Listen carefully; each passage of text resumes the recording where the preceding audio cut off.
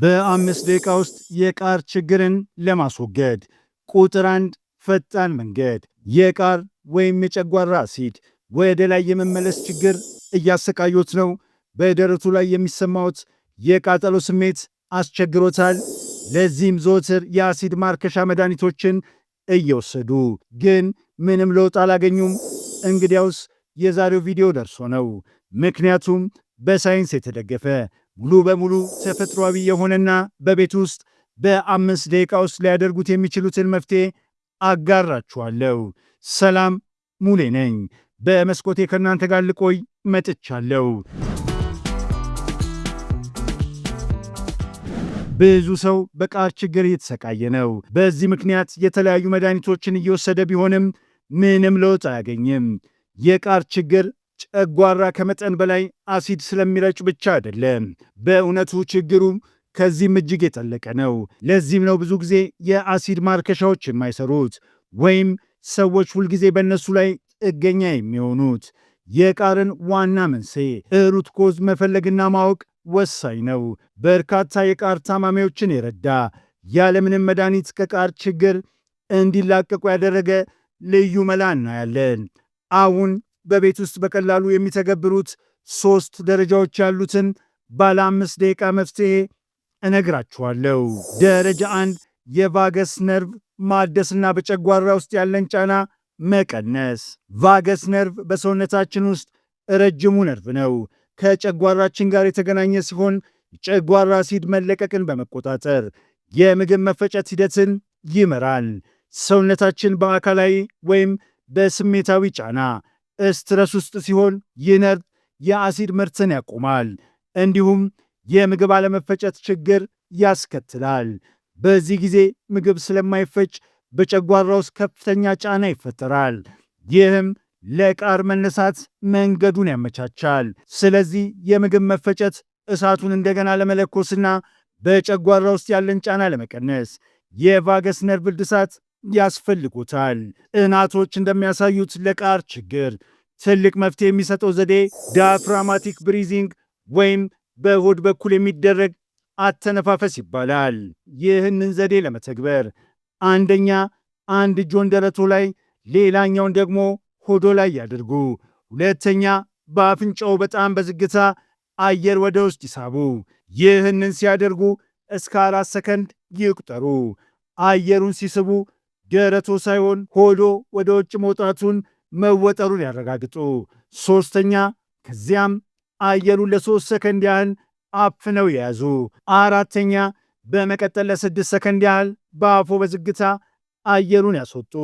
በዚህ መልክ አንዱን ዙር ጨርሰዋል ማለት ነው። አሁንም በድጋሚ በአፍንጫው በዝግታ ይተንፍሱ። ሆዶ ይነፋ፣ ደረቶ መነሳት የለበትም። ለ3 ሰከንድ የያዙ፣ ከዛም ለ6 ሰከንድ በአፎ ያስወጡ። ይህንን ቆጠራ በልቦ ወይም በጣቶቹ መቁጠር ይችላሉ። ይህ ዳያፍራማቲክ ብሪዚንግ ይባላል። ይህንን ለ3 ጊዜ ደጋግሞ ይተግብሩት። እነዚህን 3 ዙሮች ለመጨረስ ከ1 እስከ 2 ደቂቃ ቢወስድቦትም ይህ ዘዴ 2 ዋና ዋና ጥቅሞች አሉት።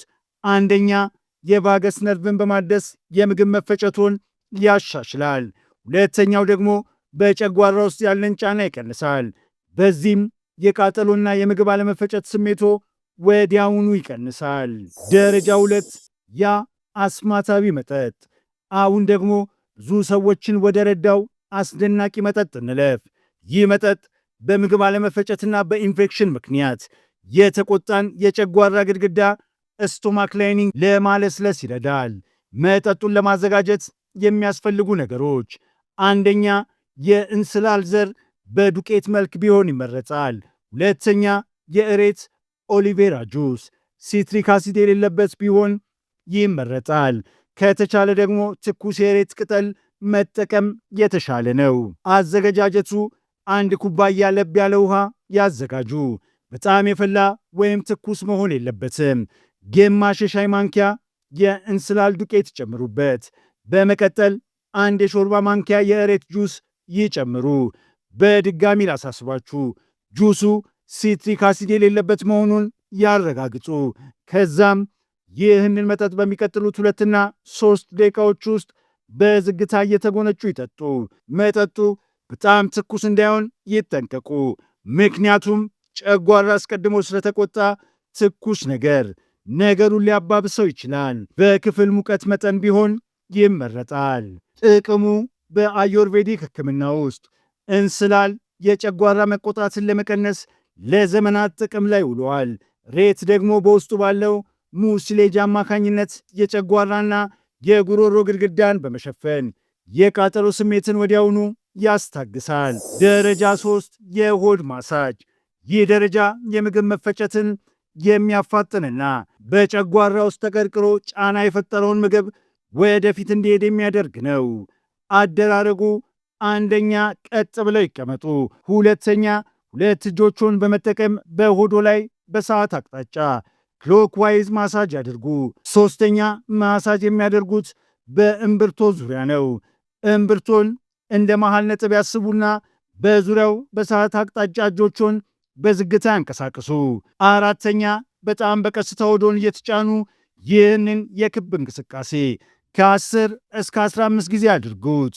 ማሳሰቢያ፣ ግፊቱ በጣም ጠንካራ መሆን የለበትም። በጣም ለስላሳ እንቅስቃሴ ነው። የዚህ እንቅስቃሴ ግብ የምግብ መፈጨትን ማነቃቃትና በሆድ ውስጥ የታፈነ አየር ጋዝ እንዲወጣ ማድረግ ነው።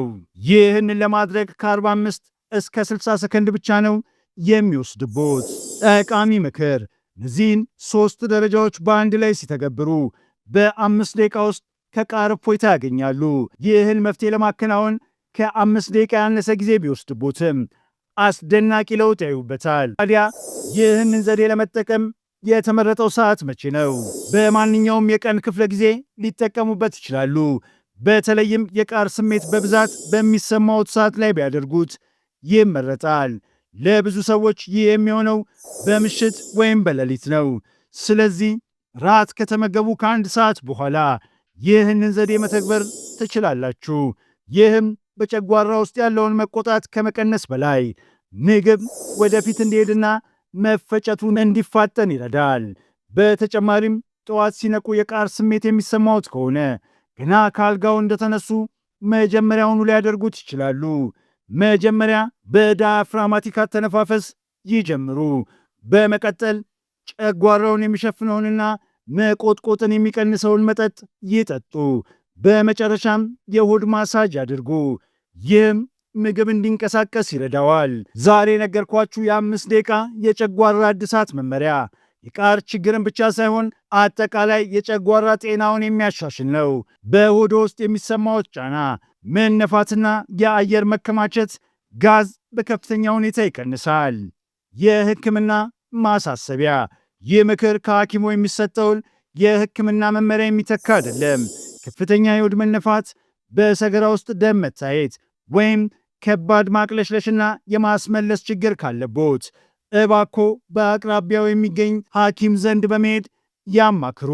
ይህንን መፍትሄ ከነገ ጀምሮ ይተግብሩትና ያዩትን ለውጥ በኮሜንት መስጫ ላይ ያጋሩኝ። ቪዲዮውን ከወደዱት ላይክ ማድረጋችሁንና ወደፊትም መሰል መረጃዎች እንዲደርሳችሁ ሰብስክራይብ ማድረጋችሁን እንዳትረሱ። እንዲሁም ይህ መረጃ ይጠቅማችኋል ለምትሏቸው ሰዎች ሼር ያድርጉት። እስከሚቀጥለው ጊዜ በጤና ይቆዩ።